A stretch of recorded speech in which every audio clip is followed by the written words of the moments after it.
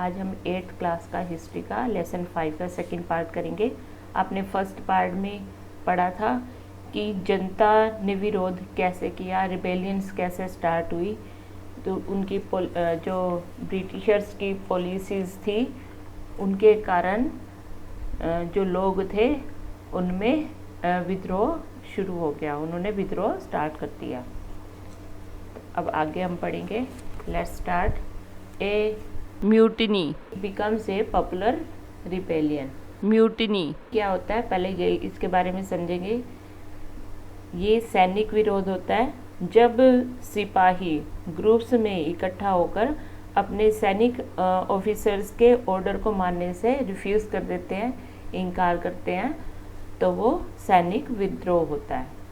दो struggles between rulers and the ruled are not unusual. Sometimes such struggles become quite widespread as a popular resistance so that the power of the state breaks down. यद्यपि rulers और प्रजा के बीच struggle कोई नई बात नहीं थी, लेकिन कभी कभी क्वाइट वाइड स्प्रेड ये संघर्ष इतने फैल जाते हैं कि स्टेट की जो पावर होती है वो ब्रेक हो जाती है। बहुत सारे लोग मानने लगे थे कि उन सबका जो एनिमी थे वो कौन थे, कॉमन थे, एक ही थे और सभी एक ही समय में राइज अप हो रहे थे। वो एक ही समय में सारे सामने आ रहे थे।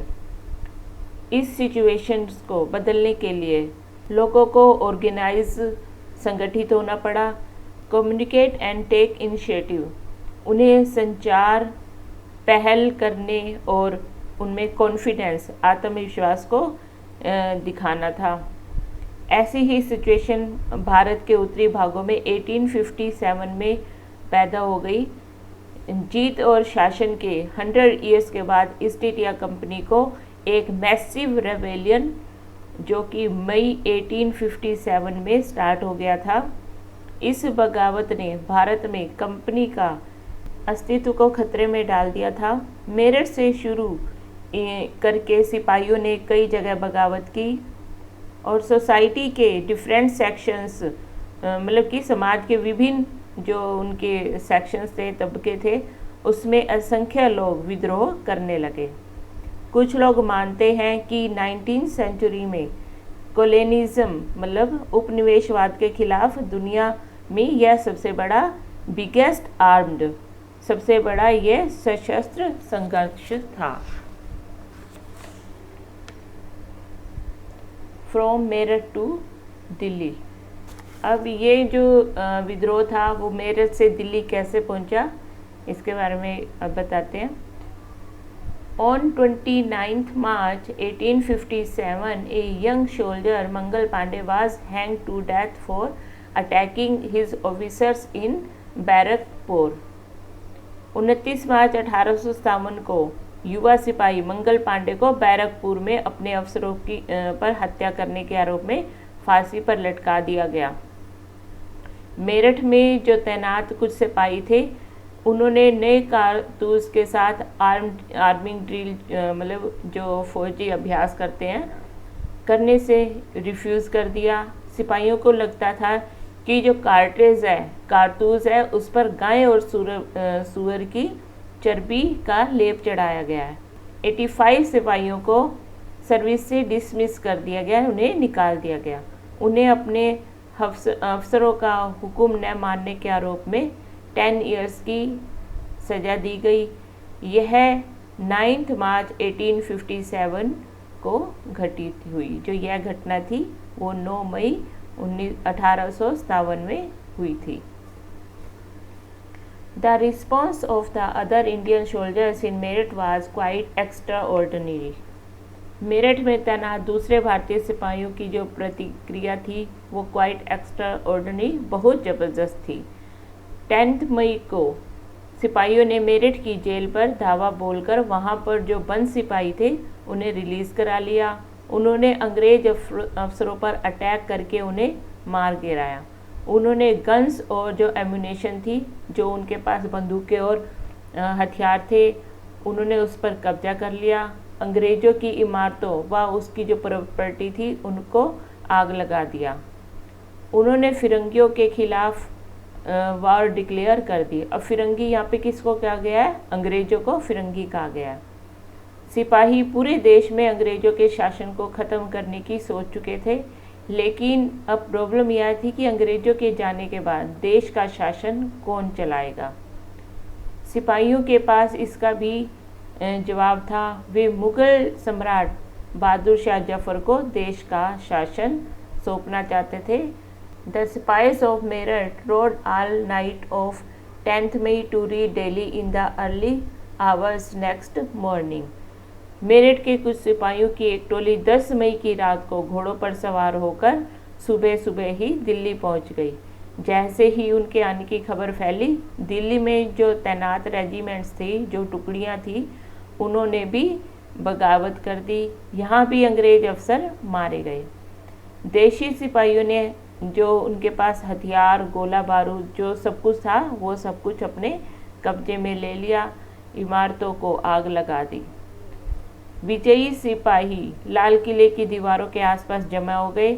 वे बादशाह से मिलने की डिमांड करने लगे। बादशाह अंग्रेजों की भारी ताकत से दो दो हाथ करने को तैयार नहीं थे, लेकिन सिपाही भी उनको अपना नेता शासक बनाने के लिए अड़े हुए थे। आखिरकार वे जबरन वो महल में घुस गए और उन्होंने बहादुर शाह जफर को अपना नेता घोषित कर दिया। The aging emperor had to accept this demand. बूढ़े बादशाह को सिपाहियों की यह मांग माननी पड़ी। उन्होंने देश भर के चीफ्स जो थे और रूलर्स थे, उनको लेटर लिखकर अंग्रेज़ों से लड़ने के लिए भारतीय राज्यों की ऑर्गेनाइजेशन मतलब कि संघ बनाने के लिए उनको तैयार किया। बहादुर शाह के इस सिंगल स्टेप के बहुत गहरे परिणाम सामने आए। The Mughal dynasty has ruled over a very large part of the country. अंग्रेजों से पहले देश के बहुत बड़े हिस्से पर मुगल साम्राज्य का ही शासन था। ज़्यादातर छोटे शासक और रजवाड़े मुगल बादशाह के नाम पर ही अपने इलाकों का शासन चलाते थे। ब्रिटिश शासन के विस्तार से डरकर ऐसे बहुत सारे शासकों को लगता था कि अगर मुगल बादशाह दोबारा शासन स्थापित कर लेंगे तो वे मुगल अथॉरिटी में दोबारा अपने इलाकों का शासन बेफिक्र होकर चलाने लगेंगे। The British had not accepted this to happen. अंग्रेजों को इन घटनाओं की उम्मीद नहीं थी। उन्हें लगता था कि कारतूसों वाला जो इशू था वो पैदा हुआ और जो उथल पुथल थी वो कुछ समय बाद शांत हो जाएगी। लेकिन जब बहादुर शाह जफर ने बगावत को अपना समर्थन दे दिया तो सिचुएशन रातों रात ड्रामेटिकली मतलब एकदम नाटकीय रूप से बदल गई। अक्सर ऐसा होता है कि जब लोगों को कोई अल्टरनेट पॉसिबिलिटी मिल जाती है तो उनका उत्साह और साहस जो है वो बढ़ जाता है। इससे उन्हें आगे बढ़ने के लिए करेज, होप और कॉन्फिडेंस, हिम्मत, उम्मीद और आत्मविश्वास मिलता है। The rebellion spread. अब ये बगावत कैसे फैली?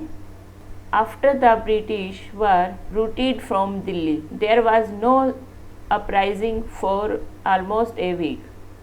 जब दिल्ली से अंग्रेजों के पैर उखड़ गए तो लगभग एक हफ्ते तक कहीं कोई विद्रोह नहीं हुआ। खबर फैलने में भी कुछ समय तो लगता ही है। अब कोई भी बात होती है उसको जब एक स्थान से दूसरे स्थान पे एक बंदे से दूसरे बंदे में उसको पहुंचने में टाइम लगता है, तो ऐसे ही खबर फैलने में तो समय लगता ही है। लेकिन फिर तो विद्रोहियों का जो रिबेलिंग का सिलसिला था वो शुरू हो गया। Regiment after regiment mutinied and took off to join other troops at nodal points like Delhi, Kanpur and Lucknow. एक के बाद एक हर रेजिमेंट में सिपाहियों ने विरोध कर दिया और वे दिल्ली, कानपुर व लखनऊ जैसे नोडल जो मुख्य बिंदु थे उन पर अपनी टुकड़ियों का साथ देने के लिए वो निकल पड़े। उनके पीछे पीछे जो गांव और कस्बों के लोग थे वो भी बगावत करने लगे। वे स्थानीय नेताओं, जमींदारों, मुखियाओं के पीछे संगठित हो गए। ये लोग अपनी अथॉरिटी स्थापित करने और अंग्रेजों से लड़ने को भी तैयार थे। स्वर्गीय पेशवा बाजीराव के दत्तक पुत्र नानक साहब कानपुर के पास रहते थे। उन्होंने गैदर्ड आर्म फोर्स, उन्होंने सेना इकट्ठी की और ब्रिटिश सैनिकों को शहर से एक्सपेल खदेड़ दिया। उन्होंने खुद को पेशवा घोषित कर दिया। उन्होंने डिक्लेयर किया कि वह बादशाह बहादुर शाह जफर के गवर्नर हैं। लखनऊ की गद्दी से हटा दिए गए नवाब वाजिश अली शाह के बेटे बिरजिस कद्र को नया नवाब घोषित किया गया। बिरजिस कद्र ने भी बहादुर शाह जफर को अपना बादशाह मान लिया। उनकी मां बेगम हजरत महल ने अंग्रेज़ों के खिलाफ रेबेलियन को बढ़ावा देने में बहुत अच्छा हिस्सा लिया, बढ़ चढ़कर हिस्सा लिया। झांसी में रानी लक्ष्मीबाई भी विद्रोही सिपाहियों के साथ मिल गई और उन्होंने नाना साहब के सेनापति तात्या टोपे के साथ मिलकर अंग्रेज़ों से लड़ाई लड़ी।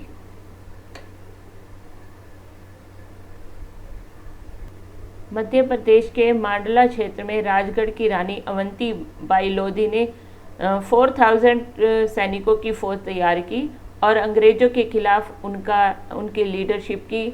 और क्योंकि ब्रिटिश शासन ने उनके राज्य के प्रशासन पे कंट्रोल कर लिया था, तो इसलिए उन्होंने क्या किया, 4000 सैनिकों की फौज तैयार की। The British were greatly outnumbered by the rebel forces. विद्रोही टुकड़ियों के सामने अंग्रेज़ों की संख्या बहुत कम थी। बहुत सारे मोर्चों पर अंग्रेज़ों की ज़बरदस्त हार हुई। इससे लोगों को यकीन हो गया था कि अब अंग्रेज़ों का शासन ख़त्म हो चुका है। अब लोगों को रिबेलिंग करने का मतलब कि विद्रोह करने का और ज़्यादा कॉन्फिडेंस हो गया था, उनमें आत्मविश्वास आ गया था। ख़ास तौर से अवध के जो इलाके थे उसमें वाइड स्प्रेड जो चौतरफा बगावत की स्थिति थी। 6 अगस्त 1857 को लेफ्टिनेंट कर्नल टाइटलर ने अपने कमांडर इन चीफ को टेलीग्राम भेजा, जिसमें उसने अंग्रेज़ों के भय को व्यक्त किया। उन्होंने उसमें लिखा कि हमारे लोग विरोधियों की संख्या और लगातार लड़ाई से थक गए हैं। हर एक गांव हमारे खिलाफ है, जमींदार भी हमारे खिलाफ खड़े हो रहे हैं। Many new leaders came up. इस दौरान बहुत सारे महत्वपूर्ण नेता सामने आए। फॉर एग्जाम्पल, फैजाबाद के मौलवी अहमदुल्ला शाह ने भविष्यवाणी की थी कि अंग्रेज़ों का शासन जल्दी ही ख़त्म हो जाएगा। वे जनता की इमेजिनरी जो जनता इमेजिन कर रही थी वो समझ गए थे उसको, तो इसी आधार पे उन्होंने अपने सपोर्टर्स की एक विशाल संख्या जुटा ली। अपने सपोर्टर्स के साथ वे भी अंग्रेज़ों से लड़ने लखनऊ पहुँचे। दिल्ली में अंग्रेज़ों का सफाया करने के लिए बहुत सारे गाजी यानी रिलीजियस वॉरियर्स, धर्म योद्धा इकट्ठा हो गए। बरेली के सिपाही बख्त खान फाइटर्स की एक विशाल टुकड़ी के साथ दिल्ली की ओर आ गए। वह इस बगावत में एक मिलिट्री लीडर, एक मुख्य व्यक्ति साबित हुए। बिहार के एक पुराने जमींदार कुंवर सिंह ने भी विद्रोही सिपाहियों का साथ दिया और मैनी मंथ्स कई महीनों तक अंग्रेज़ों से लड़ाई लड़ी। सभी इलाकों के जो लीडर्स और फाइटर्स थे वो इस युद्ध में हिस्सा ले रहे थे। The company fights back. Company का पलटवार। Unnerved by the scale of upheaval, the company decided to repress the revolt with all its mights. इस अपहिवल का मतलब है उथल पुथल। इस उथल पुथल के बावजूद अंग्रेज़ों ने हिम्मत नहीं छोड़ी। कंपनी ने अपनी पूरी जो ताकत थी लगाकर विद्रोह को रिप्रेस कुचलने का फैसला किया। उन्होंने इंग्लैंड से और फौजी मंगवाए। विद्रोहियों को जल्दी सजा देने के लिए नए कानून बनाए गए और विद्रोह के स्टॉर्म सेंटर्स जो मुख्य केंद्र थे उन पर धावा बोल दिया। सितंबर 1857 में दिल्ली को अंग्रेजों ने दोबारा अपने कब्जे में ले लिया। अंतिम मुगल बादशाह बहादुर शाह जफर पर मुकदमा चलाया गया। उन्हें आजीवन कारावास की सज़ा सुनाई गई।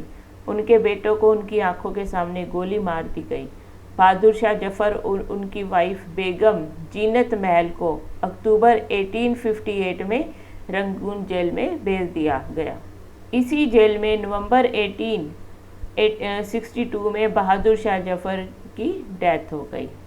The recapture of Delhi, however, did not mean that the rebellion died down after that. Delhi पर अंग्रेज़ों का कब्जा हो जाने का मतलब यह नहीं था कि जो विरोध करने वाले लोग थे वो बैठ गए थे या विद्रोह जो है ख़त्म हो चुका था।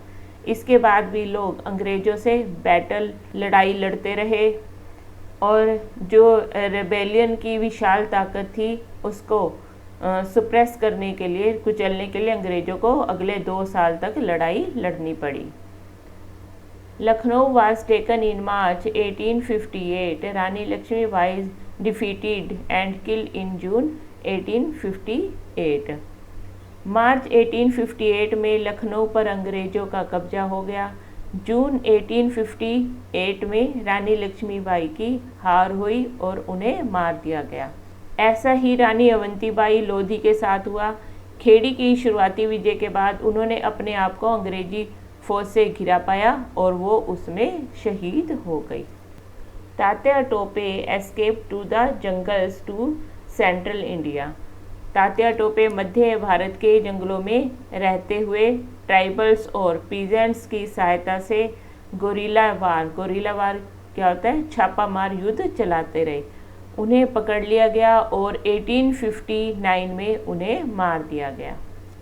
Just as victories against the British had earlier encouraged rebellion.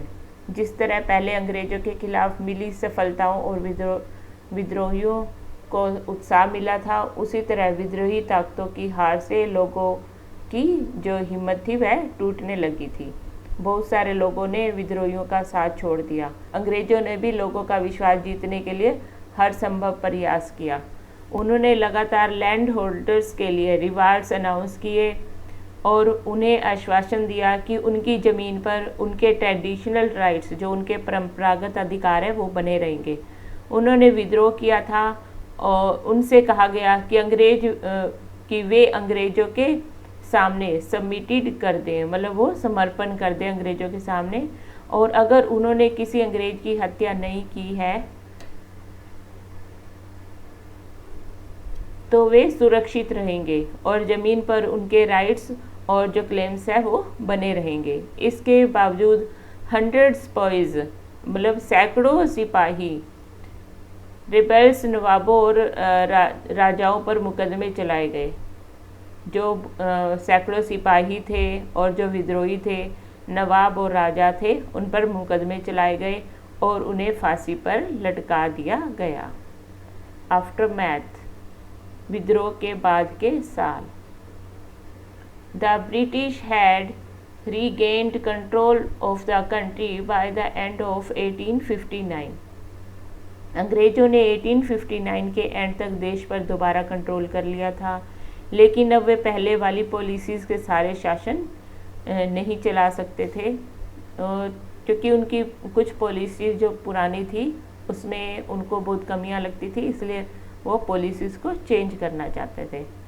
तो कुछ इम्पोर्टेंट पॉलिसीज़ हैं, जो चेंजेस हैं, जो नीचे आपको बताई गई है। First number, the British parliament passed a new act in 1858 and transferred the powers of the East India Company to the British Crown in order to ensure a more responsible management of Indian affairs.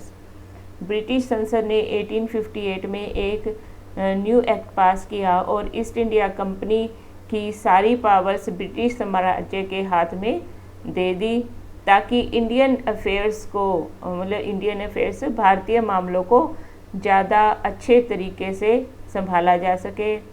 British cabinet के एक सदस्य को Indian secretary appoint कर दिया गया। भारतीय मंत्री के रूप में उसे नियुक्त किया गया। उसे भारत के शासन से रिलेटेड मामलों को संभालने की रिस्पॉन्सिबिलिटीज़ दी गई। उसे सलाह देने के लिए एक परिषद का गठन किया गया जिसे इंडियन काउंसिलिंग कहा जाता था। भारत के गवर्नर जनरल को वायसराय का टाइटल दिया गया। इस प्रकार उसे इंग्लैंड के राजा रानी का पर्सनल रिप्रेजेंटेटिव, निजी प्रतिनिधि घोषित कर दिया गया। इस प्रकार अंग्रेज सरकार ने भारत की शासन की जिम्मेदारी सीधी अपने हाथों में ले ली। सेकंड पॉइंट है, all ruling chiefs of the country were assured that their territory would never be annexed in future. देश के सभी शासकों को भरोसा दिया गया कि भविष्य में कभी भी जो उनकी टेरिटरी है, जो उनका क्षेत्र है, उस पर कोई और कब्जा नहीं कर पाएगा। उन्हें अपनी रियासत अपने हेयर्स, वंशजों और उनके जो अडॉप्टेड सन्स हैं उनको वो देने की उनको छूट दे दी गई। लेकिन उन्हें इस बात के लिए मनाया गया, प्रेरित किया गया कि वे ब्रिटेन की रानी को अपना सेवरेज पैरामाउंट, अपना आधिपत्य स्वीकार कर ले। इस तरह भारतीय शासकों को ब्रिटिश साम्राज्य के कोऑर्डिनेट अधीन शासन चलाने की छूट दी गई। Third point, it was decided that the proportion of Indian soldiers in the army would be reduced and the number of European soldiers would be increased. सेना में भारतीय सिपाहियों का अनुपात कम करने और यूरोपीय सिपाहियों की संख्या बढ़ाने का फैसला लिया गया। यह भी डिसाइड किया गया कि अवध, बिहार, मध्य भारत और दक्षिण भारत के सिपाहियों को इसमें भर्ती नहीं किया जाएगा। उनकी बजाय अब गोरखा, सिखों और पठानों में से ज़्यादा सिपाही भर्ती किए जाएंगे। फोर्थ पॉइंट, मुसलमानों की ज़मीन और संपत्ति बड़े पैमाने पर जब्त की गई। उन्हें सस्पिशियस और हॉस्टैलिटी, संदेह व शत्रुता के भाव से ट्रीट किया जाने लगा और ब्रिटिश को लगता था कि जो विद्रोह है वो उन्हीं के कारण हुआ है, उन्होंने ही यह विद्रोह खड़ा किया है। फिफ्थ पॉइंट, अंग्रेजों ने फैसला किया कि भारत के लोगों के जो धर्म, रिलीजियस ऑफ सोशल प्रैक्टिसेस, धर्म और सामाजिक रीति रिवाजों का वो रिस्पेक्ट करेंगे। Six point, landlords and zamindars protect, उन्हें सुरक्षा दी जाएगी तथा ज़मीन पर उनके सिक्योरिटी ऑफ राइट्स, उनके जो अधिकार हैं वो सिक्योर रहेंगे। वो पहले ऐसे कैसे उन्हीं के पास रहेंगे और इस तरह की ये पॉलिसीज़ बनाई गई। इस प्रकार 1857 के बाद हिस्ट्री में एक न्यू फेज स्टार्ट हो गया। रिबेलिंग के बाद हमारे नया एक फेज स्टार्ट हुआ। अब इसमें आपको ये नीचे मैप दिखाया है, इसमें जो आपको ये रेड डॉट्स दिखाई दे रही है, ये main centre of the revolt, जहाँ पर विद्रोह के ये मेन सेंटर थे। मेरठ, दिल्ली, बरेली, लखनऊ, कानपुर, फैजाबाद और झांसी, यहाँ से ये विरोध स्टार्ट हुए। और जो ये आपको ब्लैक ट्रायंगल दिखाई दे रहे हैं, ये सारे सभी ने, इन्होंने भी उसमें पार्टिसिपेट पूरा किया, लेकिन मेन सेंटर्स ये आपके जो रेड ट्रायंगल है ये वाले थे। तो ये लेसन कंप्लीट हो गया स्टूडेंट्स। आई होप आपको ये लेसन समझ आ गया होगा। Thanks for watching video.